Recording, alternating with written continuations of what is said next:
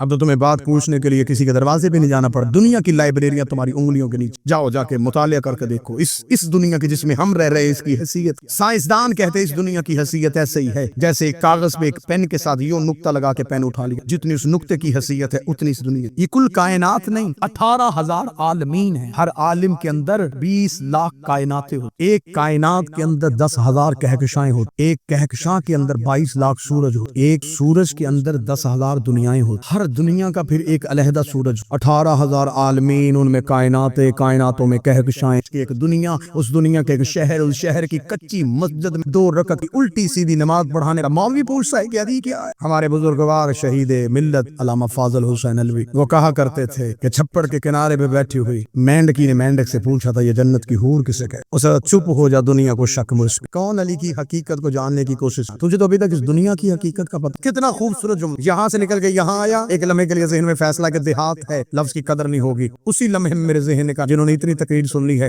یہ جملہ بھی ضرور سنیں گے، ایک بندہ تو مجمع سے ہوگا جو تائید کا حق ادا کرے۔ زمین پہ رینگتی ہوئی چونٹی کو دیکھ کے علی نے مسجد کوفہ کے ممبر پہ بیٹھ کے کہا تھا اتنا کمال دیا ہے اللہ نے علی کو کہ علی یہ بھی جانتا ہے اس چونٹی کے دماغ میں عقیدہ توحید کیا، اللہ نے علی کو یہ کمال بخش، میں یہ بھی جانتا ہوں اس چونٹی کے دماغ میں عقیدہ توحید۔ دنیا ریسرچ کرتی ہے مختلف چیزوں پہ، ریسرچ کے دروازے ہر کسی کے لیے، تحقیق کرتی ہے کوئی لوگ، ایک شخص تھا یورپ کا رہنے والا، اسے تحقیق اس میں کتنے سال تحقیق، مسلسل وہ 20 سال جنگلوں میں گھوم، دریاؤں میں گیا، سمندروں میں گیا، میدانی علاقہ، پھر کتاب چونٹی، پوری کتاب چونٹی پہ، میدان میں رہنے والی چونٹی کیسی ہوتی ہے، سمندری علاقوں کی کیسی ہوتی ہے، دریائی علاقوں کی کیسی ہوتی ہے، اس کی خوراک کتنی ہوتی ہے، ان کی نسلیں کیسے چلتی ہیں، ان کے قبیلے کتنے، بہت بڑی تحقیق تھی، چھوٹی بات پہ لمبی تحقیق، کتاب کی تقریباً رونمائی ہوئی، دنیا کے لوگ سر پڑا ریسرچ اسکالر ہے، چونٹی پہ تحقیق کرتا، طرح جگہ جگہ سے لوگوں کے ٹیلی فون، ای میلز، میسج آنے، اسے نجف کے ایک طالب علم نے علی جو 1400 سال پہلے علی نے کوفے میں بیٹھ کے چونٹی پہ دیا، اسے جو ہی وہ خطبہ پڑھا اس نے سر پکڑ لیا، سر پکڑ کے کہا کاش یہ خطبہ میں پہلے پڑھ لیتا، میرے 20 سال ضائع نہ ہوتے، 20 سال سرچ کر کے صرف یہ پتا کیا کہ چونٹی کی نسلیں کتنی ہے، 1400 سال پہلے علی یہ بھی بتا گیا کہ چونٹی کے بدن میں رگیں کتنی ہیں، میں تو ابھی صرف یہ سوچ رہا تھا کہ چونٹی کی نسل، علی نے یہ بھی بتا دیا کہ چونٹی کے بدن میں رگیں کتنی۔ مولا امیر المومنین نے اپنے خطبے میں بیان فرمایا تھا، مالک ارشاد فرماتے ہیں چونٹی کی 1 سال کی خوراک گندم کا ایک زمیندار طبقہ بیٹھا ہے، یہاں بات کی قدر ہوگی۔ علی فرماتے ہیں چونٹی جب دانے کو سٹور کرتی ہے تو اسے 4 حصوں میں کر غصہ ہے، میں دانہ ایسے ہی دفناؤں گی تو اس میں سے پھر پودا اگے۔ علی فرماتے جب اس کی 1 سال کی خوراک پوری ہو جاتی ہے تو پھر وہ رزق کے لیے بھاگتی نہیں، وہ اتنا ہی جوڑتی ہے جتنی ضرورت ہو۔ علی کا فرمان ہے، علی فرماتے کاش انسان اس پرندے سے سیکھ لے جو صبح کو خالی چونچ اٹھتا اور شام کو خالی چونچ واپس، اسے خبر ہے جس نے آج دیا ہے وہ کل بھی دے۔ علی نے فرمایا تھا، علی فرماتے ہیں مولا امیر المومنین نے یہ بھی جملہ کہا، موضوع سے ہٹا ہوں تو تھوڑا پریشان تو نہیں ہوئے، معرفت کا دروازہ کھلا تو میں نے کہا کہ یہاں سے بھی جو خیرات۔ امیر المومنین فرماتے ہیں چونٹیاں جب بھی چلتی ہیں قطار میں چلتی نہیں بھائی، علی فرماتے ہیں ان کے قطار میں چلنے کی وجہ، علی فرماتے ہیں کہ ہر چونٹیوں کے قبیلے میں ایک چونٹی ہوتی ہے جو ان کی سردار ہوتی ہے۔ امیر المومنین فرماتے ہیں کہ وہ چونٹیاں اپنا سردار خود نہیں، اللہ ہر خاندان میں ایک ایسی چونٹی پیدا کرتا ہے جس کے منہ میں ایک مخصوص لعاب، جو ہی وہ مخصوص لعاب والی چونٹی دنیا میں آتی ہے تو باقی چونٹیوں کو پتہ چلتا ہے یہ ہمارا۔ چونٹیاں بھی اپنا امام خود نہیں بناتی،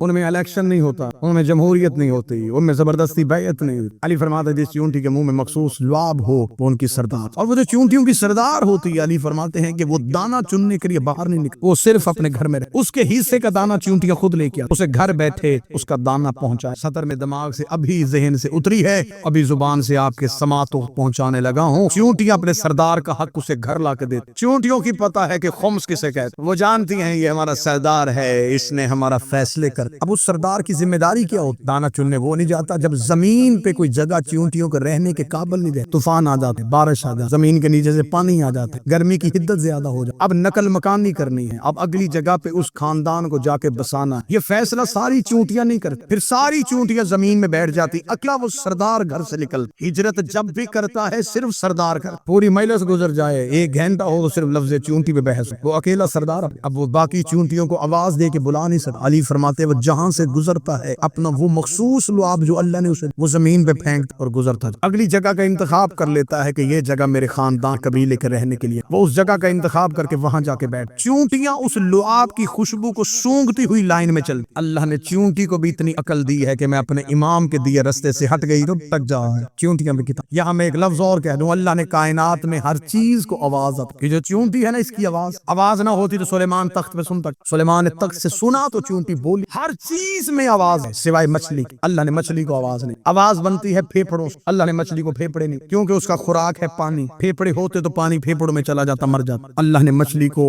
پھیپڑے عطا نہیں کیے، اس لیے مچھلی میں آواز نہیں۔ پڑھ رہا ہوں اختیار علی،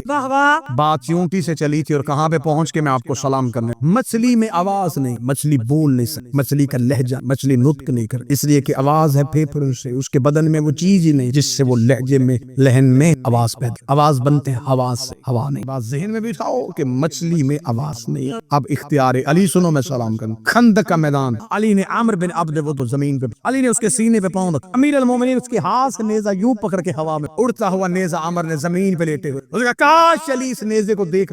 اس میں بڑے قیمتی ہیرے لگے، چل میرے ہاتھ میں نہیں رہتا، تیرے ہاتھ میں رہ، تو نے ہوا میں پھینک دیا ہے، اللہ جانے کس کے ہاتھ میں۔ اتنا کہنا تھا، امیر المومنین نے آنکھوں پہ ہاتھ پھیر کر اب دیکھ کیا دیکھتا ہے، اس نے کہا علی دریائے دجلہ کا کنارہ ہے، ایک مچھلی کا بچہ ہے جو دریا کی لہروں کے سمت بھاگتا جا رہا ہے، اور ایک مگرمچھ منہ کھولے ہوئے سے جا رہا تھا، اس کے منہ میں آ رہی اور وہی نیزہ جو تو نے میرے ہاتھ اس مگرمچھ کی پشت پہ جا کے لگا ہے۔ علی نے چہرے پہ تھپڑ مار کہا بدبخت، اس مچھ نے مجھے پکارا تھا، اس مچھلی نے مجھے پکارا تھا، اب مجمع انصاف نہ کرے تو تمہاری مرضی، میں نے تمہیں کہا تھا اللہ نے مت آواز نہیں، نتیجہ ایک ہی نکلتا ہے، نیتوں کی زبان یا خدا سنتا ہے یا پھر علی۔ اختیارات علی ابھی تو دنیا کی سمجھ میں، اگر تھوڑا مودت کا نشہ محسوس ہو رہا ہے تو یہیں پہ ایک سطر اور کو، اختیارات علی ابھی دنیا میں۔ ایک دن سلمان نے آ کے علی سے پوچھا تھا، یا علی جو لوگ ہماری بیعت میں نہیں آ رہے ان کے خلاف جنگ و جدال کریں؟ علی مسکرا کے فرماتے سلمان یہ میری بیعت میں نہیں آ رہے، میں انہیں بیعت کروانا ہی نہیں، ارادہ علی ہو کوئی ارادہ علی کو بدلے۔ یہ کہہ کے امیر المومنین نے فرمایا سلمان میں تجھے بتاؤں کہ میری حکومت، کتابیں کہتی کوفے کی زمین تھی جہاں بیٹھ کے، علی نے فرمایا سلمان ناکب، اس حدیث کو مذہب شیعہ کی کتاب میں حدیث غمامہ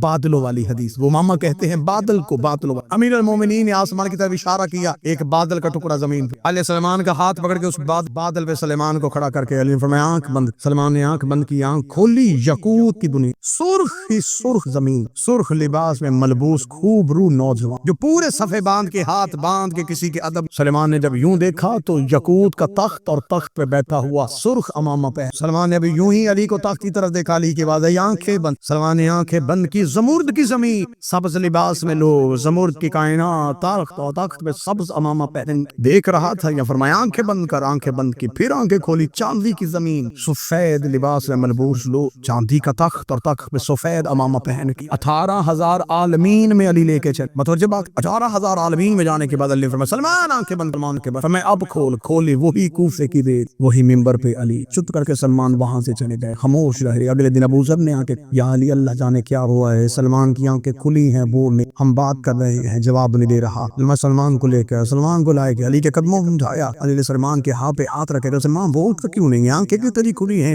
اتنا کہنا سلمان ہاتھ باندھا، سچ بتا تو ہے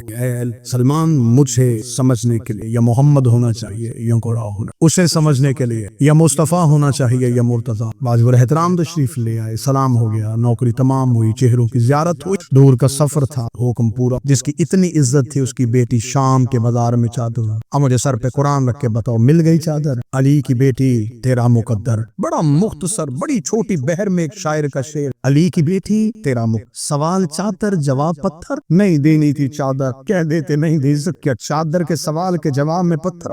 خدا میں ممبر پہ کھڑا ہوں، غیر سید ہوں، حیثیت سے واقف، لوگ کہتے ہیں کہ سخت مصائب ممبر سے پڑھا جاتا ہے، مصائب ہے اس مصائب نرم ہوتا تو سجاد کا جگر، لیکن میں ممبر پہ کہہ رہا ہوں ابھی تو جو مصائب کتابوں میں لکھا ہے اس کا اشیر بھی نہیں پڑھا گیا، ابھی ممبر پہ نہیں پڑھا گیا، ہم تو آپ کے ڈر سے روایت چھپا کے پڑھتے، یہ بھی روایت کھول کے نہ رہی، یہ بھی روایت کھول کے نہ، مہمان ہوں تمہارا شبیر کا لا کر، وہ میری بات پہ یقین کرنا، ابھی تک شام کا بازار نہیں پڑھا گیا، ابھی بتایا گیا کہ علی کی بیٹیاں کیسے گزری ہیں، صرف قرآن رکھ کے بتاؤ جس سجاد نے کی بچی برداشت کر لی تھی، کچھ نہ کچھ تو شاگ ہوا ہے نا، جو سجاد کا جگر پٹ گیا، جب واپس آ کے پوچھا گیا تھا مولا میں سب سے زیادہ مصیبت کب آئی، سجاد رو کے کہتے مجھے وہ لمحہ نہیں بھولتا جب پچھلے بدماش رک نہیں رہے تھے، اگلے رستہ نہیں دے رہے تھے، سجاد کہتے یہ وہی مقام تھا جب میری ماں زمین پہ بیٹھ گئی، رو کے کہتی سجاد اللہ نہیں جا رہا، سجاد اب بھیڑ زیادہ ہو گئی ہے، جو ہاتھ اٹھ گیا ہے ماتم کے لیے، یہی ایک سطر پڑھ کے سلام کرنے لگاؤ، میرے سر پہ قرآن، شام کے بازار کا ماحول کیا تھا، اس ملعون 1000 ناچنے والی عورت تو شام کے بازار میں کھڑا کیا ہوا، جب یہ فاحشہ عورتیں شام کے بازار میں آئی، انہوں نے شہید کو پیغام